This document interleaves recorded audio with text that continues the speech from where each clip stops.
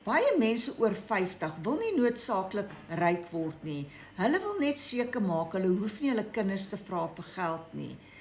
Meeste van julle het hard gewerk julle hele lewe en na julle families gesorg. So, wanneer aftrede kom, wil jy eintlik net seker maak dat jy onafhanklik gaan wees.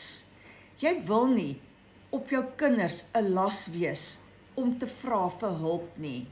Daarom is daar baie mense wat 'n tweede inkomste stroom vir hulle self bou sodat hulle sekuriteit en gemoedsrus kan hê. Ek help mense tussen 45 en 65 om so te maak sodat hulle finansiële sekuriteit kan hê.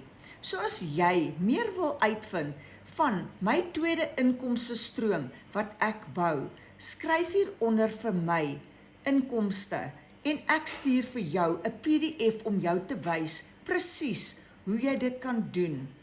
Of jy's welkom om my te WhatsApp of te bel. My selfoonnommer is in my bio.